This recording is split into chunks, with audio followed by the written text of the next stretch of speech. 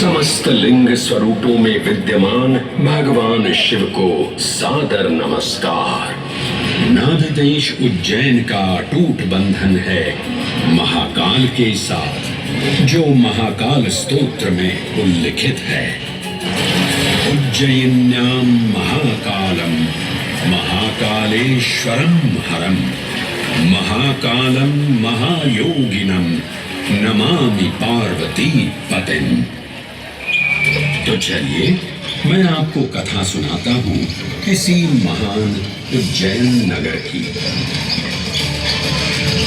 उज्जैन, जिसे संस्कृत साहित्य में अवंतिका, विशाला, कुशस्थली, पद्मावती, कनकश्रृंगा, स्वर्णश्रृंगा, प्रतिकल्पा, कुमुदवती और अमरावती के नाम से पुकारा गया।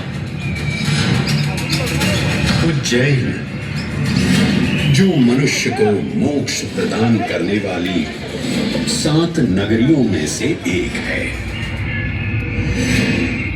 उज्जैन, जहां 84 महादेव का आशीर्वाद प्राप्त है। उज्जैन, जिस पर सदा ही कृपा रहती है महाकाल की। यहाँ सतत क्षिप्रा नदी की निर्मल धारा बहती है। डमरू के नाद से जीवन को ऊर्जा मिलती है। घंटियों की झंकार मन को आनंदित करती है। और यहाँ का आकाश शिव आशीष स्वरूप है।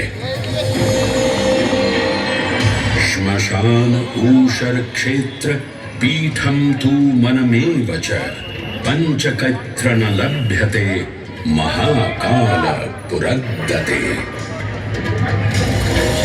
अर्थात यहाँ पर श्मशान, ऊषर यानी अनुपजाऊ भूमि, क्षेत्र अर्थात पवित्र भूमि, पीठ यानी शक्ति स्थान और मन अर्थात आध्यात्मिक शांति का स्थल, पांचों एक ही स्थान पर उपलब्ध है।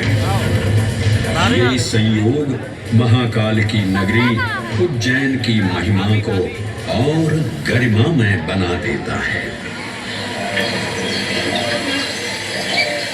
उज्जैन के इस अलौकिक स्वरूप से प्रभावित हो महाकवि कालिदास अपने काव्य मेघदूत में लिखते हैं, हे जलधर, यदि महाकाल के मंदिर में समय से पहले तुम पहुंच जाओ तो तब तक वहां ठहर जाना जब तक सूर्य आंख से ओझल न हो जाए।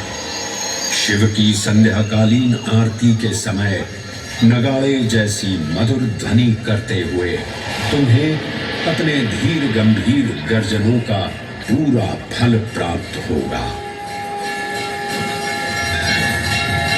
ये संध्या आरती, जिसे कालिदास ने सराहा है, अत्यंत महत्वपूर्ण है, क्योंकि ये वो प्रहर है जब सभी देवी देवता गंधर्व यहाँ उपस्थित होते हैं।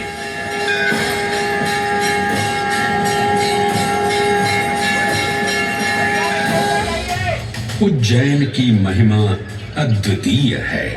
सतयुग, त्रेता युग, द्वापर युग और कलयुग, हर युग में इसका अप्रतिम महत्व रहा है। इस काल यात्रा में सबसे पहले आपको सतयुग के उस कालखंड में ले चलता हूं जहां देव और दानव एकत्रित हैं समुद्र मंथन करने के लिए। मन की आंखों से कल्पना कीजिए, भगवान विष्णु ने कूर्म का रूप ले मंदरांचल पर्वत को अपनी पीठ पर उठा रखा है। सागर से विकराल लहरें उठ रही हैं, मेघ भयानक गर्जना कर रहे हैं।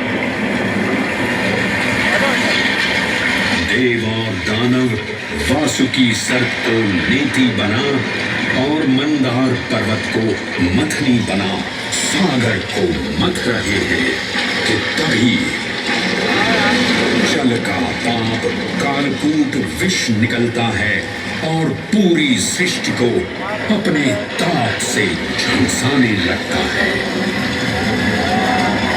इस भयावह स्थिति ने देवताओं और असुरों के बीच हाहाकार मचा दिया। ये कैसा अनर्थ है? लक्ष्य था अमृतत्व का, पर अब मृत्यु की विकराल छवि हमारी आंखों के समक्ष मंडरा रही है। इस भयंकर संकट से केवल वही उद्धारकर्ता मुक्ति दिला सकते हैं जो समस्त विश्व के परम संरक्षक हैं। तभी सब महादेव की शरण में जाते हैं और पुकार लगाते हैं, ओम नमो भगवते रुद्राय। और फिर तुष्टा महादेव भक्तों की गुहार सुनते हैं, कैलाश से उतरते हैं, विष को अपनी अंजुलि में भर अपने कंठ में धारण करते हैं।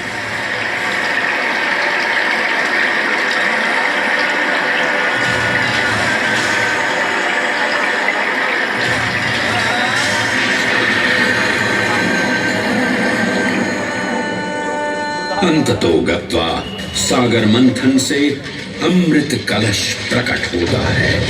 जैसे ही अमृत प्रकट हुआ, दानवों ने इसे केवल अपने आधिपत्य में लेने की आकांक्षा प्रकट की और संघर्ष छिड़ गया।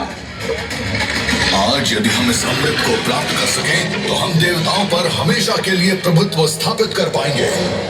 अमृत अपात्र हाथों में ना जा पाए, क्योंकि ये अपनी शक्ति का असीम दुरुपयोग करेंगे। इस अराजकता के परिणाम स्वरूप अमृत की कुछ बूंदें छलकी और पृथ्वी तक पहुंच गई। 4 स्थलों पर स्पर्श हुआ इन बूंदों का, हरिद्वार, प्रयागराज, नासिक और उज्जैन। अमृत की इन्हीं बूंदों के कारण उज्जैन में हर 12 वर्ष पर कुंभ सिंहस्थ मेले का आयोजन होता है। भगवान शिव की लीला देखिए, लोक कल्याण के लिए स्वयं विषपान किया और अपनी नगरी पर अमृत वर्षा करवाई। अमृत की पावन बूंदों से अभिसिंचित ये दिव्य उज्जैन भूमि रामायण के पृष्ठों में भी सम्मिलित हुई। सतयुग के बाद त्रेता युग में माता सीता की खोज में वानर सेना का यहाँ आगमन हुआ।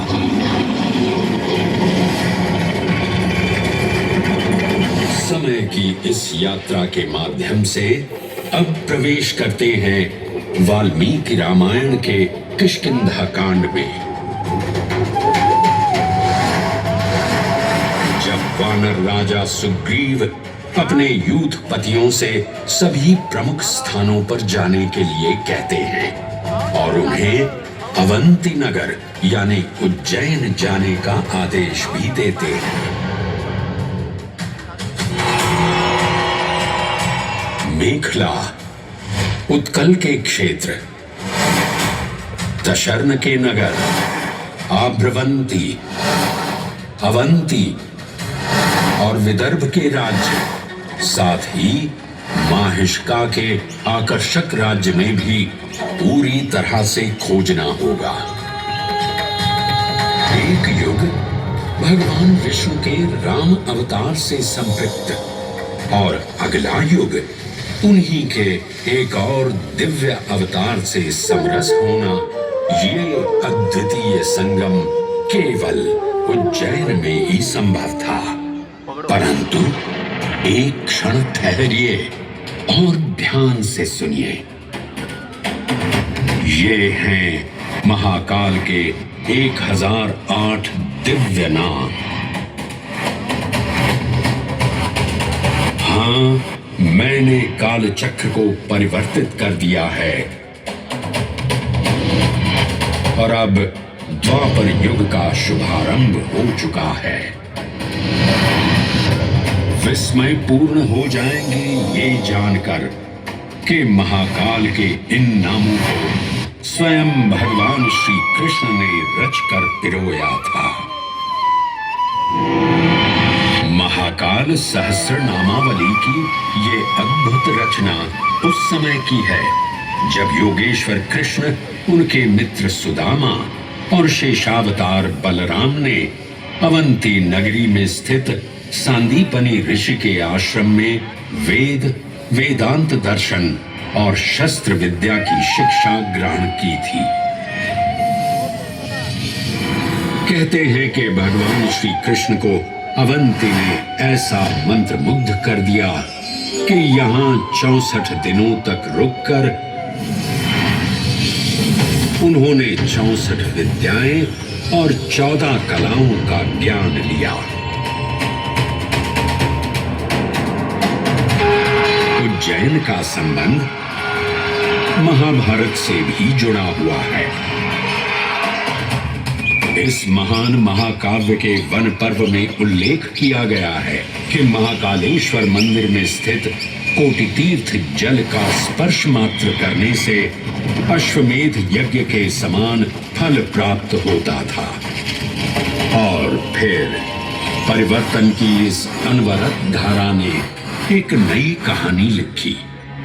उज्जैन में उदय हुआ मौर्य वंश का सम्राट बिंदुसार ने अपने पुत्र अशोक को उज्जैन का राज्यपाल बनाया और समय के साथ